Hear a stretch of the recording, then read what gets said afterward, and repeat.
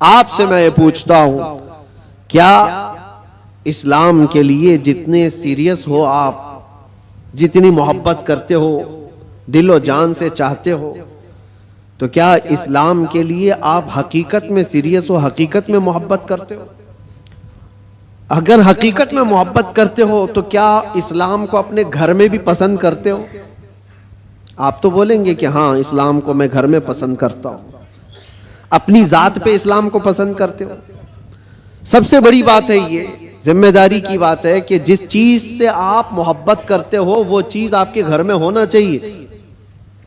تو آپ ایک نظر جا کر دیکھیں کہ میرے گھر میں اسلام نظر آتا ہے یا نہیں، میری عورت پر، میری بچیوں پر، میری بہنوں پر اسلام دکھتا ہے کہ نہیں دکھتا؟ یہ تمہاری ذمہ داری ہے۔ سڑکوں پر اسلام زندہ باد کے نعرے لگانا اور گھروں سے اسلام کو دور کرنا یہ ناانصافی ہے۔ یہ ہم اسلام کے ساتھ ناانصافی کر رہے ہیں۔ اگر آپ کو اسلام پسند ہے تو اپنے گھر میں بھی پسند ہو، اپنے چہرے پر بھی پسند ہو، اپنے لباس میں بھی پسند ہو، لیکن جو دگلی پالیسی آپ اس کو عمل کر رہے ہو کہ زبان سے اسلام کے پسند ہونے کا نعرہ لگاتے ہو اور جب عمل کے میدان میں آئیں تو کسی اور کے عمل پر چل پڑتے ہو۔ ایک بات یاد رکھنا اے نوجوانوں، بہت ساری آج ایسی حرکتیں میں دیکھتا ہوں، ٹرینڈ بنتا جاتا ہے، کسی سیلیبریٹی کو دیکھنا اور اس کے فین ہو جانا، دنیاوی اعتبار سے، اسلامی اعتبار سے نہیں۔ اور نوجوانوں نے نقشے سب بدل ڈالے، کپڑے بھی پھاڑ کر پہننے لگ گئے، کانوں میں بالیاں بھی ڈال دی، نتھ آنی باقی ہے اور چوڑیاں پہننا بھی باقی ہے۔ لیکن تقریباً جو کوئی پردہ سیمی میں تمہیں دکھائے گا، یعنی ٹیلی ویژن پر کوئی بہت زیادہ مجرے کر کے دکھائے گا، وہ تمہارا آئیڈیل بن جاتا ہے، اس کی حرکتوں پر عمل کرنے لگ جاتے ہو۔ میں فلاں ایکٹر کا فین ہوں، کوئی لڑکی کہتی ہے فلاں ایکٹریس کی فین ہے، اور سب کچھ وہی چاہیے، کپڑے بھی وہی، کردار بھی وہی، ناک نقشہ بھی وہی، ساری چیزیں۔ ایک بات یاد رکھنا، جس کے اخلاق پر تم عمل کر کے دنیا میں فیشنیبل کہلانا چاہ رہے ہو وہ تمہیں کبھی دیکھنے نہیں آتا، کبھی نہیں دیکھنے آتا۔ تم چاہے یہاں سے چیختے رہو، چلاتے رہو میں تمہارا فین ہوں، اس کو پتا بھی چلتا ہے نہیں پتا کیا معلوم، خامخواہ کسی کے پیچھے بھاگے بھاگے پھر رہے ہو، وہ کبھی نہیں دیکھتا کہ میری طرح کپڑا پہن رہا ہے، میری طرح چہرہ بنا رہا ہے، میری طرح بال کا سٹائل رکھتا ہے، کبھی نہیں دیکھتا۔ لیکن ایک بات یاد رکھو، تاجدار مدینہ رسول کریم صلی اللہ علیہ وسلم کے اخلاق پر جو عمل کرتا ہے، قسم خدا کی دنیا کی کسی بھی کونے میں رہو، آمنہ کے لال تمہیں ملاحظہ فرما رہے ہیں، رسول پاک صلی اللہ تعالی علیہ وسلم تمہیں دیکھ رہے ہیں۔ اور یہ بات اتنی پیاری ہے، جس کو دکھانے کے لیے تمہیں کرنا چاہیے وہ دیکھ نہیں رہا دنیا والا، لیکن رسول مختار صلی اللہ تعالی علیہ وسلم کی اگر ایک سنت پر کوئی عمل کرتا ہے تو وہ آقا اپنی قبر سے دیکھ کر مسکراتے ہیں۔ تمہارے اعمال ان کے پاس ہر جمعرات پیش کیے جاتے ہیں، ہر جمعرات کو امت کے اعمال حضور کے پاس پیش کیے جاتے ہیں۔ حضور پاک صلی اللہ علیہ وسلم فرماتے ہیں میں اپنے ہر امتی کو اس کے باپ کے نام سے پہچانتا ہوں، ہر امتی کو اس کے باپ کے نام سے پہچانتا ہوں۔ اب آپ سوچو، کل جمعرات ہے، حضور پاک صلی اللہ علیہ وسلم کی بارگاہ میں پھر فرشتے ہمارے ہفتے بھر کے اعمال لے کر جا رہے ہوں گے، اور ساری خبریں وہاں پر پہنچتی ہیں۔ اللہ کے نبی صلی اللہ تعالی علیہ وسلم فرماتے ہیں اگر اچھے اعمال میرے پاس آئیں تو میں خوش ہو جاتا ہوں، اللہ کا شکر بجا لاتا ہوں، اور برے اعمال مجھ تک پہنچائے جاتے ہیں تو غم ہوتا ہے اور میں استغفار کرتا ہوں۔ کتنے زمانے تک حضور پاک صلی اللہ علیہ وسلم کو غم پہنچاتے رہو گے؟ کب تک؟ اسی لیے میرے عزیزو، آج کے دور میں خاص طور پر ایسے جو حالات آتے ہیں، عید، بقرعید، میلاد یا جو بھی اوکیشنز آتے ہیں، اس میں تمہاری ذمہ داریاں بڑھ جاتی ہیں، تمہارے اخلاق و کردار پر پوری دنیا نظر رکھتی ہے۔ ہر ایک دیکھنا چاہتی ہے، اور حقیقت میں دیکھا جائے تو تم حضور پاک صلی اللہ تعالی علیہ وسلم کے ترجمان ہو. تمہارے اخلاق دیکھ کر لوگ حضور کو پڑھنے کی کوشش کریں. نبی پاک صلی اللہ تعالی علیہ وسلم تک پہنچانے کے لیے آپ ذریعہ ہو. آپ کے چلنے پھرنے کے انداز، آپ کے لوگوں سے بات کرنے کے انداز، یہ ساری چیزیں دیکھ کر کے دنیا حضور پاک صلی اللہ علیہ وسلم کو پڑھنا چاہتی ہے کہ ان کے غلاموں میں 1400 سال کے بعد یہ جب اخلاق ہیں تو اس نبی کے اخلاق کا حال کیا ہو. تو تمہاری ذمہ داری بڑھ جاتی ہے زبان کو پاک کرنا، لوگوں سے ملاقات کے انداز کو بدلنا. عزیزان گرامی وقار، نوجوانوں پر آج بہت ساری ذمہ داریاں ہیں. ایک بات میں آپ کو بتاؤں، ایک پروپیگنڈا جو پھیلایا گیا، مسلمان سخت ہوتا ہے اور مسلمان خونی ہوتا ہے، قاتل ہوتا ہے، آتنکی ہوتا ہے، یا پھر لوٹ مار چوری، ہر طرح کی چیزیں اس کے اوپر تھوپ دی گئی ہیں. یورپ کی دنیا میں بھی یہ بہت پھیلایا گیا ہے تاکہ ڈر کے مارے کوئی اسلام کو پڑھنا بھی نہ چاہے.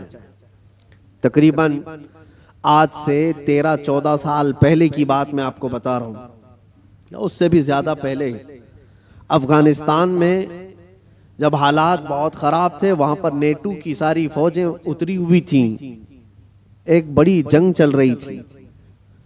اس وقت امریکہ کی رہنے والی ایک نیوز رپورٹر لیڈی ہے، عورت ہے، وہ حالات کا معائنہ کرنے کے لیے افغان آئی تھی.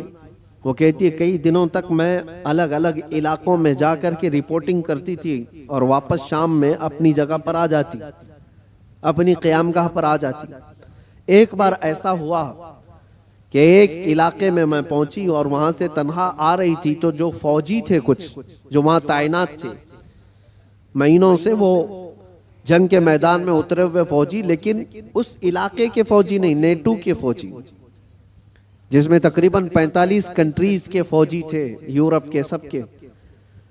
ان فوجیوں میں سے 2 فوجیوں نے اس کو پکڑ لیا، اس عورت کو، اور اس کے ساتھ کچھ غلط کرنے کے ارادے سے وہ ایک اندھیری جگہ پر اس کو کھینچ رہے تھے، لے جا رہے تھے. شام کا وقت تھا. اتفاق ایسا کہ 2 نوجوان مسجد کی طرف جا رہے تھے، مومنین میں سے 2 نوجوان وہاں سے گزر رہے تھے. تو وہ 2 نوجوانوں نے اچانک جب یہ حالت دیکھی کہ ایک خاتون کو زور زبردستی پکڑ کر کے کچھ لوگ گھسیٹ رہے ہیں، تو انہوں نے آواز لگائی اور طاقتور پٹھان لوگ تھے، حملہ آور ہوئے. تو فوجی چونکہ غلط نیت سے اس کے ساتھ بدتمیزی کر رہے تھے، چھوڑ کر کے بھاگ گئے جب تک اس عورت کے کپڑے اپڑے پھٹے ہوئے تھے، حالت بری تھی. لیکن یہ 2 نوجوان مسلمان تھے، داڑھی ٹوپی والے، اس خاتون کو وہاں سے آزاد کرایا اور اپنے طرف لے لیا، اپنے پاس لے لیا. یہ خاتون کہتی ہے کہ مجھے تو زیادہ ڈر لگ گیا کہ یہ وحشی مسلمانوں کے ہاتھ میں آ گئی، اب پتہ نہیں کیا کریں گے، سیدھے ذبح کرتے ہیں لوگ. کیونکہ بچپن سے پروپیگنڈا دماغ میں تھا، امریکہ کی رہنے والی، اس کے دماغ میں یہی ساری چیزیں بھری گئی تھی. مسلمان سخت ہوتا ہے، قاتل ہوتا ہے، آتنکی ہوتا ہے، لٹیرا ہوتا ہے، نہ جانے کیا کیا چیزیں پھیلائی گئی ہیں.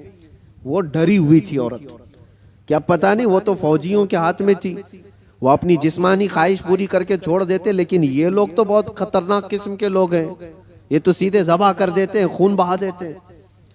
ڈری سہمی ہوئی ان 2 نوجوانوں کے ہاتھ میں تو آ گئی، لیکن وہ 2 نوجوان لے کر گئے ایک کمرے میں، اس خاتون کو بند کر دیا اور تالا لگا دیا، بند کر دیا. یہ ڈری تھی شاید میری موت کا کوئی پروانہ آنے والا ہے، یا کچھ بھی میرے ساتھ کیا جا سکتا ہے، یا ہو سکتا ہے مجھے کڈنیپ کر کے ہمارے ملک سے کچھ میرے بدلے میں مانگنے والے ہوں.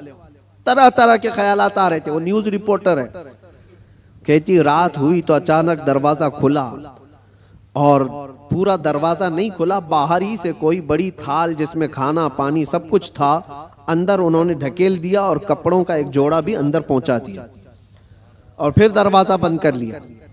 مجھے جو ضرورت تھی وہ کھانے پینے کی تھی، کپڑے بدلنے کی تھی، کپڑے پھٹے ہوئے تھے، میں نے کپڑے بھی تبدیل کر لیے، کھانا پانی بھی ہو گیا. دوسرے دن بھی برابر وقت پر دروازہ تھوڑا سا کھلتا اور کھانا آ جاتا، پھر بند ہو جاتا. جو ضرورت کی چیز تھی، لیکن کوئی جوان اندر نہیں آ رہا ہے، کوئی جوان اندر نہیں آتا، دروازہ باہر سے بند ہوتا ہے۔ شام ہو گئی، 2 دن وہاں پر اس نے گزارے، اس کے بعد وہ کہتی ہے کہ اس کے سفارت خانے کے لوگ، اس کے ایمبیسی کے ذمہ دار لوگ آئے ان نوجوانوں کے ساتھ۔ جب دروازہ کھولا اور ان کی زبان میں، اسی عورت کی زبان میں بات کیا اور کہا کہ ہم تمہارے سفارت خانے سے آئے ہیں، ان نوجوانوں نے آ کر ہمیں یہ اطلاع دی کہ فلاں ملک کی اس طرح کی ایک خاتون مظلوم تھی، ہم نے اس کو پناہ دیا ہے اور اس کی حفاظت کی ہے، آپ آئیں، اپنی عورت کو لے جائیں اور اس کے ملک تک صحیح سلامت پہنچائیں۔ سفارت خانے کے ذمہ دار لوگ آئے، اس خاتون کو سارا واقعہ بتایا کہ ان نوجوانوں نے تیرے لیے غائبانہ طور پر کیا محنت کی۔ اس کا دماغ پورا الگ طریقے سے چلنے لگا کہ میں نے بچپن سے سنا ہے یہ مسلمان وحشی ہوتے ہیں، آتنکی ہوتے ہیں، قاتل ہوتے ہیں، لٹیرے ہوتے ہیں، یہ تو قدم بھی نہیں رکھتے میرے کمرے میں بھی عورت ہوں، خوبصورت ہوں، جسم میرے پاس ہے، لیکن کبھی انہوں نے دیکھا بھی نہیں مجھ کو۔ 3 دن ان کے پاس گزاری اور اس کے بعد جب سفارت خانے کے لوگ ذمہ دار آئے اور اس کو آزاد کروایا، وہاں سے لے جا کر کے وہ اس کے وطن تک پہنچایا۔ وہاں جانے کے بعد اس خاتون نے جو رپورٹ تیار کی، پوری اپنے سفر کی رودات لکھی، سارا سفر لکھا اور اس حادثے کو بھی لکھا، اور پھر اعلان کیا جو مجھے پڑھتے ہیں، جو مجھے سنتے ہیں، وہ گواہ ہو جائیں کہ میں اسلام کو قبول کرتی ہوں۔ اس سے بہتر میری عزت کی حفاظت مجھے کہیں اور نظر نہیں آتی، اس لیے کہ عورتوں کی اصل حفاظت اور ان کی عزتوں کی دیکھ بھال اللہ کریم نے جو فرمایا اور اس کے نبی رسول کریم صلی اللہ علیہ وسلم نے جو فرمایا، وہ آج بھی ایمان والوں کے اندر موجود ہے۔ نوجوانوں، تمہارے اخلاق لوگوں کے لیے رسول پاک کا ترجمانی کا کام کرتے ہیں، ان کے ایمبیسیڈر ہو آپ۔ اور خاص طور پر رمضان میں آپ دیکھنا، کئی محلوں میں جہاں تمہاری شباشی ہو رہی ہوتی ہے، رات کی رونقیں، اور اس شہر میں خاص طور پر جو چکا چوند روشنی ہے، اس کو دیکھنے کے لیے بہت سارے لوگ آتے ہیں، بلکہ دوسرے ہی زیادہ آتے ہیں۔ ہو سکتا ہے کھانے پینے آتے ہوں، موج مستی بھی مقصد ہو سکتی ہے، لیکن میرے عزیزوں، ان دنوں میں تمہارے اخلاق و کردار بہت اہمیت کے حامل ہوتے ہیں۔ اس وقت تم حضور پاک صلی اللہ علیہ وسلم کے ریپریزنٹیٹیو ہو، رمضان کو اس طرح سے گزار کر کے دکھاؤ کہ آج بھی ہمارے اندر اسپریچولیٹی، روحانیت کیسی ہے۔ ہم کھانے پینے کے لیے پوری رات گزارنے والے لوگ ہی نہیں ہیں، کھانا پینا تو زندگی کا ایک چھوٹا سا حصہ ہے۔ ہم آئے ہیں یہاں اپنے رب کو راضی کرنے کے لیے۔ اسلام کا یہ عظیم میسج اور اسلام کا یہ عظیم پیغام پہنچانے کا ذریعہ ہے۔ کتنے ایسے لوگ ہیں جو ہم سے رابطہ کرتے ہیں۔ میرے عزیزوں، سچ بتاؤں، جو ہمارے دین میں نہیں ہے وہ پیاسے ہیں، بہت سارے لوگ، مرد حضرات بھی، عورتیں بھی، لڑکے بھی اور لڑکیاں بھی، دور دراز سے وہ کسی نہ کسی طرح سے کانٹیکٹ کرنے کی کوشش کرتے ہیں کہ ہماری روح بہت پیاسی ہے، ہماری روح بہت پیاسی ہے، اور ہم اپنی روح کی سیرابی ڈھونڈتے ڈھونڈتے عمر بتا چکے ہیں، لیکن ہم نے آپ کے بیان سنے یا پھر اسلام کی یہ ساری چیزیں دیکھی ہیں تو روح کو سکون سا نظر آتا ہے، سکون سا نظر آتا ہے۔ ان لوگوں کو جو آتما کی شانتی کہیں نہیں ملتی، میرا چیلنج ہے وہ رب ذوالجلال کے سجدے میں انہیں سارا سکون مل جائے گا، اس لیے کہ بنایا ہوا پالنہار حقیقی کا یہ جسم ہے، اللہ کا بنایا ہوا یہ جسم ہے، اور اسی نے قرآن میں یہ فرمایا الا بذکر اللہ تطمئن القلوب، آگاہ ہو جاؤ، اللہ کے ذکر میں ہی تمہارے دلوں کا سکون ہے، اللہ کے ذکر میں تمہارے دلوں کا اطمینان ہے، اور یہ اطمینان کرنے کے لیے تو رمضان ہے۔ آپ دیکھنا یہاں سے اسی آدمی کا بھاگنے کا من کرتا ہے مسجد سے جس کا دل کالا ہو چکا ہوتا ہے، جس کا دل پتھر سے سخت ہو گیا ہو، وہ گن رہا ہوتا ہے، گھڑی کی سوئیاں دیکھ رہا ہوتا ہے کہ کب اٹھوں یہاں سے بھاگوں، لیکن جس کا دل اللہ سے لگ گیا ہے وہ تو ظہر کے بعد عصر کا انتظار کر رہا ہوتا ہے، کیونکہ حدیث پاک میں حضور صلی اللہ علیہ وسلم نے یہ فرمایا ہے کہ 7 لوگ ایسے ہیں جن کو قیامت کے دن بھی اللہ اپنے عرش کا سایہ عطا فرمائے گا. وہ 7 لوگوں میں سے ایک ایسا آدمی ہے رجل تعلق قلبہ بالمساجد، ایسا آدمی جس کا دل ہمیشہ مسجد میں لٹکا ہوا رہتا ہے. دلوں کا سکون رب ذوالجلال کے حضور ہے، اور یہ پوری دنیا کو بتانے کی بھی ضرورت ہے. آج نفسا نفسی کا دور ہے، مادیت پرستی ہے. لوگ آج چاہے وہ جتنے بھی چمتکار دیکھ کر کے بھاگیں، لیکن میرا ایک یقین ہے میرے عزیزوں، روح کا سکون انہیں کہیں نہیں ملتا. پیسے بھی برباد کیے ہوئے بہت سارے لوگ ہیں، دولت کو بے حساب خرچ کر کے اپنا آرام ڈھونڈنے والوں کو بھی میں جانتا ہوں، لیکن پھر بھی ان کو وہ روحانی سکون نہیں ملتا. کیونکہ ہمیں یقین ہے کہ یہ پوری جو باڈی ہے، یہ پورا جو جسم ہے، کسی اور نے نہیں بنایا، اللہ رب العزت نے بنایا، اور وہی بہتر جانتا ہے. اور اسی کی طرف سے اگر قلب کو سکون ملا تو مل سکتا ہے، باقی کوئی طاقت تمہیں سکون نہیں دے سکتی، کوئی طاقت نہیں. کوریا کا ایک شخص بہت مالدار، بلکہ میں آپ کو بتاؤں ملک کا ایسا مالدار جو ملک کی حکومتیں بدل دیتا. میں پورے نام کے ساتھ تفصیل میں نہیں جا رہا ہوں، لیکن وہ ایک بہت بڑی موبائل کمپنی کا مالک، پوری دنیا کو موبائل پہنچایا، ساری چیزیں کیا، لیکن اس کا آخری وقت آپ اگر مطالعہ کرو گے تو بیچارہ ایسا بستر پر آ گیا کہ ایک روٹی اس کے حلق میں نہیں جا پاتی تھی. اس کا بیٹا اس کی جگہ لیا، لیکن ڈاکٹرز کی جو فیس بتائی جاتی ہے نا، جو خرچہ ہوتا ہے، وہ ایک ڈاکٹر کو پر ڈے وہ لوگ 1 کروڑ روپے خرچ کرنے کو تیار تھے کہ کوئی اس کو بستر سے اٹھائے بٹھائے. مال کی کوئی کمی نہیں، سمندر جیسا ان کے پاس پیسہ، ان کا حساب نہ ہو، بے حساب. لیکن ایک شخص کو بستر سے اٹھانے کے لیے وہ ساری دولت خرچہ کرنے کو تیار ہے. لیکن کوئی ڈاکٹر 4 سال تک اس بندے کو اٹھا نہیں سکا. وہ کوما کی حالت میں رہا. جس حالت میں رہا، 4 سال کے بعد کروڑوں کی فیس لے کر ڈاکٹروں نے ہاتھ اٹھا دیا اور کہا یہ ہمارے بس کا کام نہیں ہے، ختم ہو چکا ہے. یہاں یاد رکھو اے نوجوانوں، دنیا میں کوئی طاقت نہ تمہیں کھڑا کر سکتی ہے نہ بٹھا سکتی ہے. قرآن میں رب تعالیٰ فرماتا ہے وَإِن يَمْسَسْكَ اللَّهُ بِضُرٍّ فَلَا كَاشِفَ لَهُ إِلَّا هُوَ وَإِن يَمْسَسْكَ بِخَيْرٍ فَلَا رَادَّ لِفَضْلِهِ يُصِيبُ بِهِ مَن يَشَاءُ مِنْ عِبَادِهِ. یہ آیت اکثر ہم جیل میں بھی پڑھا کرتے تھے.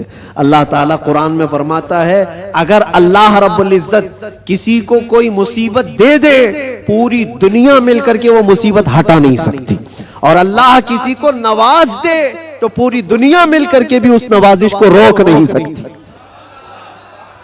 نہیں روک سکتی. اور یہ سارا اطمینان قلب اسی بارگاہ میں موجود ہے، اسی رب العالمین کی بارگاہ میں موجود ہے. آج تمہیں واپس بلانے کے لیے یہ مسجدیں پکار رہی ہیں، خاص طور پر رمضان میں ماحول ویسی بن جاتا ہے.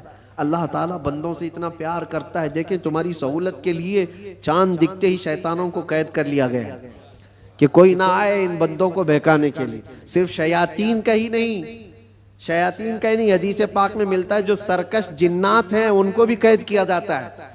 وہ بھی زبردستی کسی پر چڑھائی کر کے جو پریشان کرتے ہیں. ہندوستان میں زیادہ کرتے ہیں لگتا ہے، کیونکہ یہ جو آسیب آتے ہیں، کیونکہ بابا یہاں زیادہ ہیں تو جنات بھی یہاں زیادہ ہیں، کیونکہ ہر گلی میں کسی بابا کی دکان ہے. اور جنات بھی یہی سوچ کر کے آتے ہوں گے کہ ان کا دھندا چلنے لگے یہیں سے. باقی ملکوں میں تو بہت کم نظر آتے ہیں. دوسرے ملکوں کا بھی ہم نے سفر کیا ہے، وہاں آسیب زدہ لوگ، جنات جن کے اوپر آ کر کے پریشان کرتے ہیں، ایسے پیشنٹ، ایسے مریض بہت کم دکھتے ہیں. وہ مجھے ابھی تک پتہ نہیں وجہ کیا ہے کہ جنات ہندوستان میں زیادہ کیوں ہیں، جو لوگوں کے اوپر چڑھتے ہیں، سوار ہوتے ہیں. خیر، اور اگر کوئی رمضان میں بھی یہ آسیبی معاملات کا شکار ہو کر کے یا بیمار زدہ لگتا ہے تو مجھے نہیں لگتا کہ حقیقت میں اس پر کوئی جنات ہیں. یہ تو حدیث پاک میں ہے کہ جو سرکش جنات ہیں چاند دکھتے ہی رمضان کے ان کو قید کر لیا جاتا ہے. پھر کیا چیز ہے تمہارے پاس جو تمہیں بہکا کر لے جائے؟ شیاطین نہیں ہے، جنات نہیں ہے، ماحول رب تعالیٰ نے سازگار کر کے دیا ہے تمہیں. تم راتیں اس کے قیام کرو، اس کے دن میں روزے رکھو، اور پھر اتنا ہی نہیں بلکہ ڈیوٹی لگا دی گئی ہو کہ روزہ رکھنا ہے، نماز پڑھنا ہے، اس پر اجر کا اتنا بڑا وعدہ کیا گیا، اتنا بڑا وعدہ کیا گیا ہے. حدیث پاک میں ملتا ہے من قام فی رمضان ایمانا و احتسابا غفر له ما تقدم من ذنبه او کما قال رسول اللہ صلی اللہ علیہ وسلم. جس نے رمضان کی رات کو قیام کیا ایمان کے ساتھ، پیچھے جو کچھ بھی کیا تھا سب اللہ معاف فرمائے گا. جو کچھ بھی کیا ہو سب معاف کر دیا جائے گا. اس میں یہ نہیں کہا گیا ہے کہ چھوٹا بڑا الگ الگ، بلکہ جو کچھ بھی اس سے ہوا ہے اب تک اللہ معاف فرمائے گا. اتنے بڑے اجر کا وعدہ ہے. رمضان تمہیں پاک کرنے کے لیے آیا، رمضان المبارکہ تمہیں رب تعالیٰ کے قریب کرنے کے لیے آیا. روزے بھی فرض کیا رب تعالیٰ نے تو یہ فرمایا لعلکم تتقون، تم پر روزے اس لیے فرض کیے گئے کہ تمہیں تقوی آ جائے، تم پرہیزگار بن جاؤ. تو رب تبارک و تعالیٰ کا یہ حکم ہے.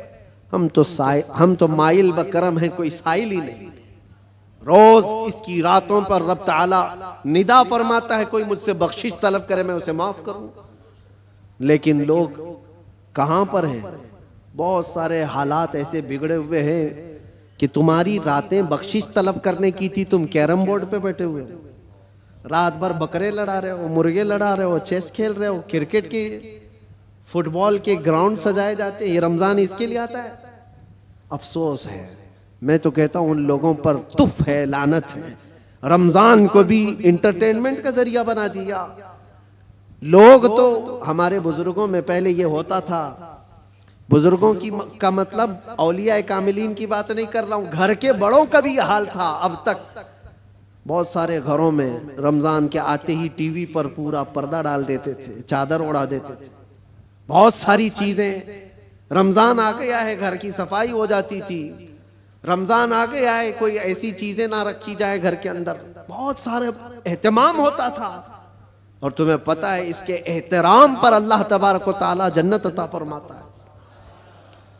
روزہ نہیں رکھنے والے بھی دن میں کسی کے سامنے کھاتے پیتے نہیں تھے احترام کی وجہ سے. روزے دار کو کوئی ہاتھ نہیں لگاتا تھا، مارتا نہیں تھا. یہ بزرگوں کی تعلیمات ہوتی تھی کہ نہ ہاتھ نہیں لگانا، مارنا نہیں، روزہ دار ہے. یہ سارا احترام کہاں چلا گیا؟ اس کی وجہ یہ ہے میرے عزیزوں کہ تم اگر اس رمضان کو بھی بے احترامی میں گزارو گے تو یہ رمضان کل قیامت کے دن تمہارے خلاف مقدمہ کرے گا اللہ کی بارگاہ میں کہ اللہ میں اس کے گھر گیا تھا مگر اس نے میری توہین کی ہے، میری اس نے بے حرمتی کی ہے. اور حضور پاک صلی اللہ علیہ وسلم فرماتے ہیں قیامت کے دن جس کے خلاف رمضان کھڑا ہو گیا اس کو دوزخ میں جانا ضروری ہو جائے. رمضان اگر کسی کے خلاف کھڑا ہو گیا تو اپنے خلاف رمضان کو کھڑے ہونے نہ دو، اپنی حمایت میں کھڑے ہونے دو. کل رمضان آئے قیامت کے دن اور تمہاری سفارش کرے کہ مولا یہ میری راتوں کو جاگتا تھا، یہ میرے دن کو تلاوت قرآن کرتا تھا، روزے رکھتا تھا، غربا اور مساکین میں خیرات کرتا تھا. تمہاری نیکیوں کی گواہی خود رمضان دے گا. اور حضور نے یہ بھی فرمایا کہ جس کے حق میں قرآن اور رمضان سفارش کر دے اس کا جنت میں جانا واجب ہے. عزیزان گرامی وقار، بس میں خلاصہ کلام صرف اتنا عرض کرنا چاہوں گا کہ دین جو تم تک پہنچا ہے اس چیز پر آج خاص توجہ کے ساتھ میں عرض کرنا چاہتا ہوں. یہ بڑی مشقتوں کے ساتھ تم تک پہنچا ہوا ہے. یہ نہیں کہ پھولوں کی سیج پر سج کر تمہارے گھر میں آ گیا. بہت مشقتیں اٹھائی گئی ہیں اس کے پیچھے. دین تمہارے گھروں تک جو پہنچا ہے، یہ اذانیں جو سلامت ہیں، یہ جو نمازوں کی روحانیت اور یہ جو نورانیت باقی ہے، اس پر بزرگوں کی قربانیاں ہیں، بہت ساری قربانیاں ہیں. اس دین کے اس اصل چہرے کو باقی رکھنا آج ہر جوان کی ذمہ داری ہے. تم کیا سمجھتے ہو یہاں مائک پر بیٹھے ہوئے مولانا صاحب ان کی ذمہ داری ہے اسلام کی تبلیغ کرنا؟ بلکہ ہر مسلمان پر یہ ذمہ داری ہے وہ اپنے اخلاق و کردار سے اسلام کا ریپریزنٹیٹیو ہے. تمہاری ذمہ داری ہے اس کو صحیح سلامت بچا رکھنا اپنے گھروں میں. دوسرے کیا کیا کر رہے ہیں اس کی طرف ابھی چھوڑ دو, کیڑے ویسے ہی مر جائیں گے. موسم پر کیڑے آتے ہیں, ہوتا ہے نا, کوئی ایک موسم آتا ہے بارش سے پہلے بہت کیڑے دکھتے ہیں, کوئی علاج ہی نہیں ہوتا. کیا کیا جائے کیا کیا جائے, ان کا علاج اتنا ہی ہوتا ہے موسم جائے تو ختم ہی ہوتے ہیں. ویسے ہی اسلام کے متعلق, قرآن کے متعلق, نبی پاک صلی اللہ علیہ وسلم کی ذات کے متعلق ہرزہ سرائی کرنے والے, دشمنی پیدا کرنے والے ہر زمانے میں آتے ہیں, لیکن ان کا ایک خاص موسم ہوتا ہے. اس کے بعد پھر اسلام اسی آب و تاب کے ساتھ چمکتا رہتا ہے. اسلام ویسے ہی چمکتا رہے گا. نہ اس کو چنگیز ہلا پایا, نہ اس کو ہلاکو ہلا پایا, نہ اس کو بڑے بڑے طاقتور ہلا پائے. 50 لاکھ لوگوں کا جس نے قتل کیا, چنگیز وغیرہ جو تاریخ آپ دیکھیں, 50 لاکھ سے زیادہ لوگوں کا قتل جنہوں نے کیا, یہی سوچ کر کے کیا تھا نا اس دھرتی سے پورا مٹا دیا جائے, صفحہ ہستی سے ختم کر دیا جائے. حیرت کی بات ہے جس فوج نے بغداد پر حملہ کیا تھا وہی فوج دائرہ اسلام میں داخل ہوئی تھی. جس کو اقبال نے کہا تھا حرم کو مل گئے پاسباں صنم خانے سے, حرم کو مل گئے پاسباں صنم خانے سے. رب تبارک و تعالیٰ انہی کے درمیان ایمان کی ہدایت عطا فرما دی. یہ ہوتا رہے گا, یہ اسلام کا لہلہاتا ہوا پودا سلامت رہے گا. اور لوگ جس طرح کے آج حالات جو انوائرمنٹ کریٹ کیا گیا ہے, اس سے تمہارا امتحان ہے, تم گھبرا کر کے اب تم کیا چاہتے ہو. ایک سوال میں کرتا ہوں, اسلام میں ہو تو اس بات پر تمہیں کبھی گلٹی فیل ہوتا ہے, کبھی شرم محسوس ہوتی ہے, کبھی شرم محسوس ہوتی ہے کہ میں مسلمان ہوں. نہیں شرم آتی ہے تو پھر ٹوپی کیوں چھپاتے ہو؟ اگر شرم نہیں آتی ہے تو پھر داڑھی کیوں نکال پھینکتے ہو؟ کیوں؟ اگر تمہیں اسلام پر قائم رہنے میں فخر محسوس ہوتا ہے تو کھل کر کے اسلام پر عمل کرو, کھل کر کے. اسلام کسی جرائم پیشہ لوگوں کا اڈا نہیں ہے, پوری دنیا کو اچھے اخلاق سکھانے والا ایک مکمل دین ہے. پوری دنیا کو اخلاق سکھانے والا یہ دین ہے. تو مجھے شک کیوں ہے اس بات پر؟ بہت سارے لوگ ابھی آئیں کائیں کرتے ہوئے نیوٹرل بنتے ہیں. میں دیکھ رہا ہوں جب کبھی کوئی سوال آ جائے تو کچھ دانشور بن کر کے بیٹھتے ہیں اور پھر ایک نیوٹرل باتیں, ایک سیکولر باتیں کرتے ہوئے وہ یہ محسوس کرانے کی کوشش کرتے ہیں کہ ہم یہ نہیں سمجھتے, اسلام میں یہ چیز نہیں ہے, وہ چیز نہیں ہے, یہ بزرگ اسلام میں نہیں, وہ بزرگ اسلام میں نہیں. صرف اس لیے وہ کر رہے ہیں کہ دوسروں کو کچھ خوش کریں.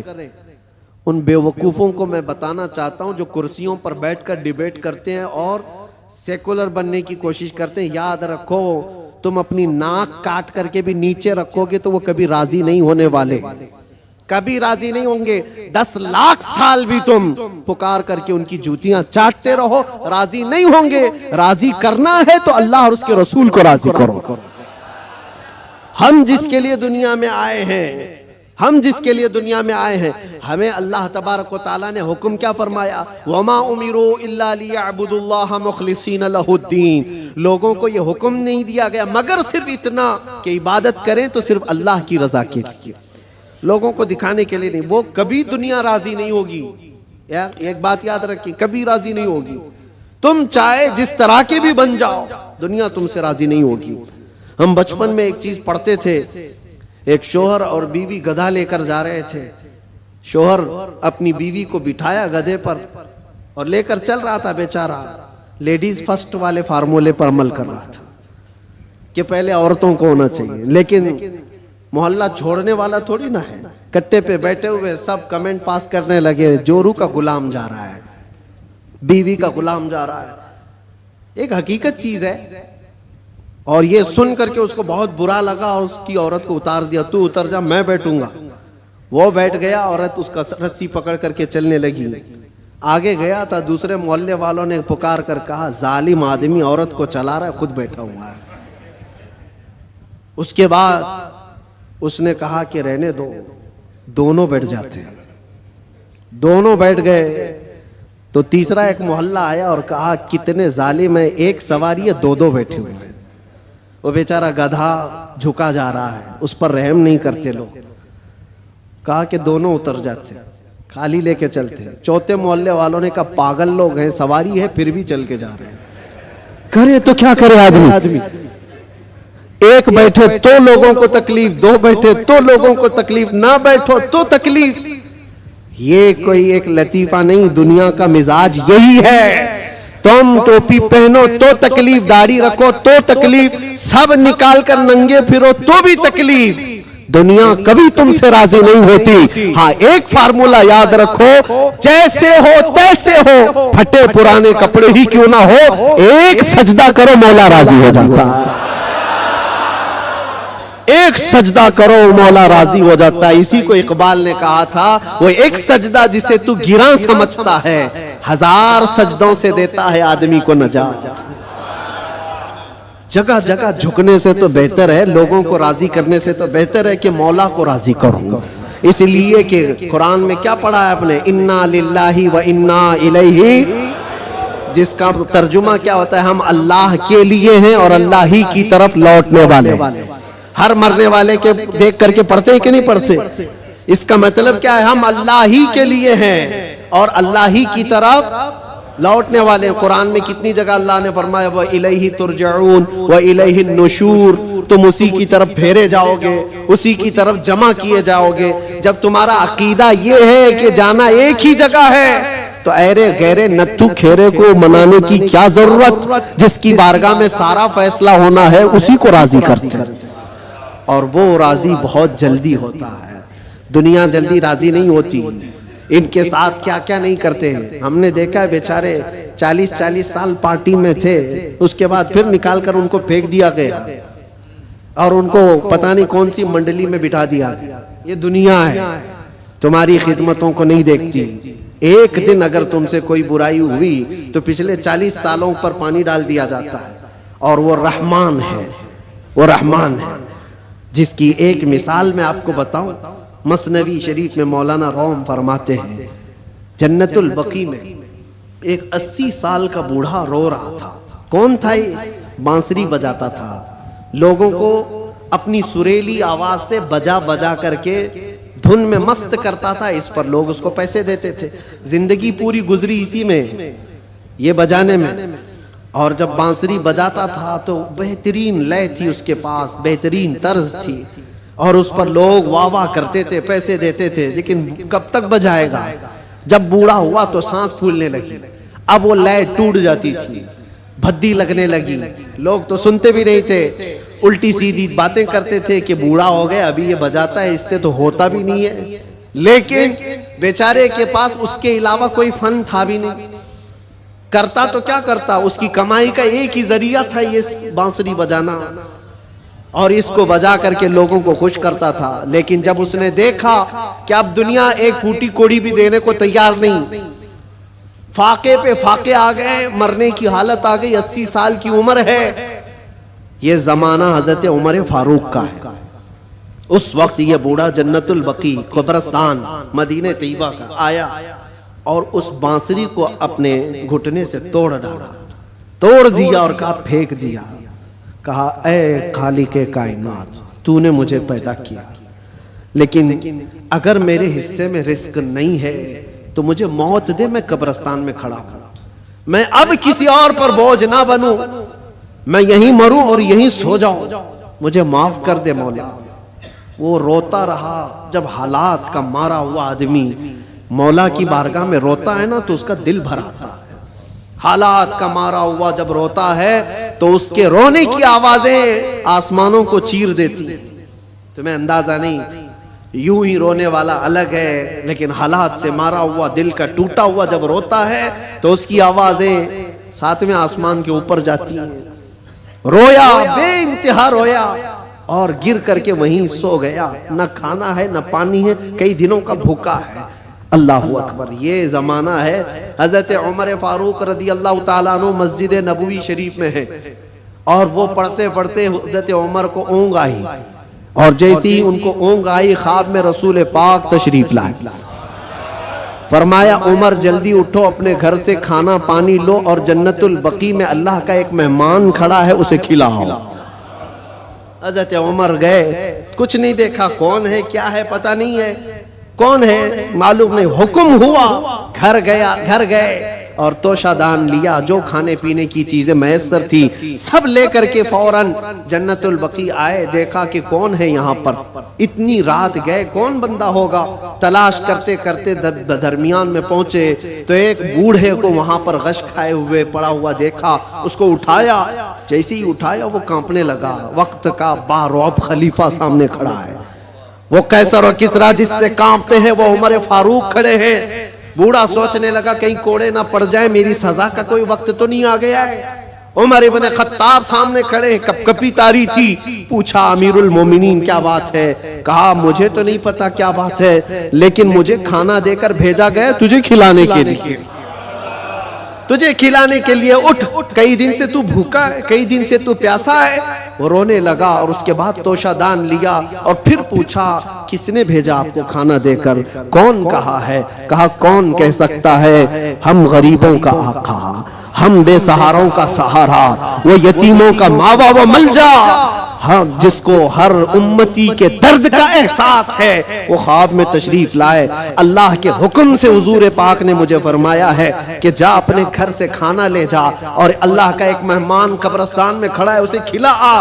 اتنی بات سننی تھی، وہ چیخ مار کر کے گرا اور کہنے لگا 80 سال تک میں نافرمانی کرتا رہا، 80 سال تک بانسری بجاتا رہا، دور بھاگتا رہا، آج ایک دن کیا اس رحمان کو میں نے پکارا، وہ 80 سال کی ساری چیزوں کو چھوڑ دیا اور میرے پیٹ بھرنے کے لیے وقت کے خلیفہ کو بھیج دیا۔ اس رحمان کا، اس ارحم الراحمین کا یہ مظہر ہے میرے عزیزوں۔ آپ کیا سمجھتے ہیں دنیا کو مناتے رہ جاؤ؟ نہیں مانتی، یہ جھوٹی ہے، مکار ہے، عیار ہے، دغاباز ہے، شہد دکھائے زہر پلائے، قاتل ڈائن شوہر کش، اس مردار پہ کیا للچائے، دنیا دیکھی بھالی ہے، سونا جنگل رات اندھیری چھائی بدلی کالی ہے، سونے والوں جاگتے رہیو چوروں کی رکھوالی ہے، آنکھ سے کاجل صاف چرا لے یا وہ چور بلا کے ہیں، تیری گٹھری تاکی ہے اور تو نے نیند نکالی ہے، وہ تو نہایت سستا سودا بیچ رہے ہیں جنت کا، ہم مفلس کیا مول چکائیں، اپنا ہاتھ ہی خالی ہے۔ عزیزان گرامی وقار، میں صرف اتنی بات کہنا چاہتا ہوں کہ تمہارے پاس جو دین کا خزانہ ہے، جو اسلام پہنچا ہے، اور خاص طور پر سنیوں کو میں بار بار یہ کہتا ہوں کہ تمہارے پاس دنیا کی اتنی بڑی دولت ہے، اتنی بڑی دولت ہے جس کو آپ کمپیر نہیں کر سکتے کسی اور چیز سے، اس دولت کا نام ہے عشق رسول پاک۔ سنیوں کے سینوں میں یہ موجود ہے، وہ اپنے نبی پاک صلی اللہ علیہ وسلم کا نام آتا ہے تو انگوٹھے چوم کر کے آنکھوں سے لگا لیتے ہیں بغیر کسی کو بتائے ہوئے۔ نبی کے نام پر آج پوری دنیا بھی، آپ کو پتا ہے، ناموس رسالت کا کوئی مسئلہ آئے اور اس پر کوئی آواز اٹھے اور کوئی بے قابو ہو سکتا ہے تو دنیا کو معلوم ہے وہ سنیوں کی جماعت ہی بے قابو ہوتی ہے۔ کیوں؟ ان کو پتا ہے، پوری دنیا جانتی ہے یہ اپنے نبی پاک صلی اللہ علیہ وسلم کے لیے جو جذبہ رکھتے ہیں دل کے اندر، وہ ایسا جذبہ ہے، جان ہے وہ، ہمارا جذبہ کیا ہے؟ جان ہے وہ، اور جان ہے تو، ہاں جان ہے ہمارے لیے، اور پھر ہمارا ماننا تو یہ ہے وہ جو نہ تھے تو، اور وہ جو نہ ہو تو، ہماری زندگی میں حضور نہ ہو تو کچھ نہیں، ہماری پوری حیات، ہماری پوری لائف، یہ جو خزانہ تمہارے پاس ہے یہ بہت قیمتی ہے، بہت قیمتی ہے۔ اسی کو اعلیٰ حضرت نے کہا ہے آنکھ سے کاجل صاف چرا لیں گے۔ آنکھ سے کاجل چرایا جاتا ہے کیا؟ یہ جو لگا ہوا شیشی کا کاجل ہے نہیں، یہ استعارہ ہے، شعر میں کہا گیا مومنو تمہارے پاس جو آنکھ کا کاجل ہے وہ عشق رسول ہے، تمہاری آنکھوں کا وہ نور ہے، اور بہت سارے بھیڑیے گھوم رہے ہیں اسی کاجل کو چرانے کے لیے، تمہارے دلوں سے وہ نکال لیں، تمہاری آنکھوں سے وہ نکال لیں، اور بیچارے کتنے تو بہک گئے، چوری ہو گئے اور چوروں کے ہاتھ میں گر گئے، اور دلوں کے اندر سے حب مصطفیٰ نکلتی چلی گئی۔ تو ان چوروں کے ہاتھ نہ لگ جاؤ، تم اپنے عشق رسول کی حفاظت کرو، اس پہ کوئی کمپرومائز۔ حضور پاک کی عزت، حضور پاک کی محبت جو تمہارے پاس ایک بہت بڑا خزانہ ہے، اس پر کوئی کمپرومائز کرو گے؟ نہیں کرو۔ یہ صحابہ کا مسلک ہے، صحابہ کا مذہب ہے۔ مکہ مکرمہ میں ایک صحابی کو سولی پر لٹکا کر کے کفار و مشرکین یہ کہہ رہے تھے، ان کے ناخنوں کو پکڑ سے کھینچ رہے تھے، ان کی ناک کاٹ رہے تھے، کان کاٹ رہے تھے، ہونٹ کاٹ رہے تھے، اور آنکھوں میں گرم سلائیاں پھیر رہے تھے، اور پھر کہہ رہے تھے کہ دیکھو تمہاری جگہ محمد ہوتے تو کتنا اچھا ہوتا۔ تم آرام کر رہے ہوتے، ان کے نام پر تم کٹے جا رہے ہو، مرے جا رہے ہو۔ صاحب کٹ چکا تھا، تب جوش میں وہ صحابی بولنے لگے، خبردار، میرے جسم کے ابھی 1000 ٹکڑے ہو جائیں میں برداشت کروں گا، اس نبی پاک کے تلوے میں کانٹا بھی چبھے یہ مجھے گوارا۔ یہ دولت جس کی حفاظت یہ صحابہ کا مسلک ہے، یہ صحابہ کا مذہب ہے، جس کے تم امین ہو، جس کے تم امانت دار ہو۔ آج پوری دنیا وہ چیز کھینچنا چاہتی ہے۔ حالات جو کچھ بھی ہو، جب بھی حضور پاک کی محبت کی بات آئے، ساری چیزیں ایک طرف، میرے نبی کی ذات ایک طرف۔ اور پھر میں اسی پر آ کر گفتگو ختم کرتا ہوں میرے عزیزوں، منانا ہے تو اللہ اور اس کے رسول کو مناؤ۔ دنیا کبھی تم سے نہ مانے گی، یہ کبھی نہیں مانی تھی، اور جنہوں نے ان کی غلامی کی ہے وہ آج دیکھ رہے ہیں ان کی حالت کیا ہے۔ وہ ایسی حالت ہو گئی، دھوبی کا کتا، نہ گھر کا نہ گھاٹ کا، ادھر کے بھی نہیں رہے ادھر کے بھی نہیں رہے۔ جنہوں نے غلامی کی ہے، اس طرح سے اپنی زندگی نہ گزارو۔ کچھ تو ان کو راضی کرنے کے لیے گئے تھے بیچارے، نام بھی بدل لیے، کپڑے بھی بدل لیے، سب کچھ کر کے دیکھ لیا، لیکن وہ بڑے خونخوار لوگ ہیں، وہ دوسری کاسٹ کو برداشت نہیں کرتے، تجھے کہاں سے برداشت کرے؟ لات مار کے بھگایا۔ کئی جگہوں پر یہ حالات تاریخ میں پڑھتے آؤ۔ اس لیے راضی کرنا ہو تو اللہ اس کے رسول کو راضی کرو۔ اور وہ ابھی میں نے واقعہ بتایا ہے، کتنی جلدی مولا راضی ہوتا ہے، کتنی جلدی مولا راضی ہوتا ہے۔ یہاں تک کہ ایک حدیث اور سن لو، حضور پاک صلی اللہ علیہ وسلم محو خواب تھے، آنکھیں بند تھیں، اور اس کے بعد اچانک مسکرانے لگے، اور اتنی زور سے کہ آپ کے دندان مبارک نظر آئے۔ صحابہ نے پوچھا، یا رسول اللہ صلی اللہ علیہ وسلم کیا بات ہے؟ تو حضور نے فرمایا، اللہ کریم ایک مثال میں مجھے بیان فرما رہا ہے۔ کیا چیز ہے؟ حضور فرماتے، میں تم سے پوچھتا ہوں، صحرا میں کوئی آدمی اپنی اونٹنی لے کر ساز و سامان کے ساتھ جا رہا ہو، صحرا ڈیزرٹ میں، اور ڈیزرٹ کا حال ایسا ہوتا ہے کوئی راستہ ہی نہیں ملتا، اگر بھٹک گیا تو موت بھی ہو جاتی ہے، جس کو موجے سراب کہتے ہیں۔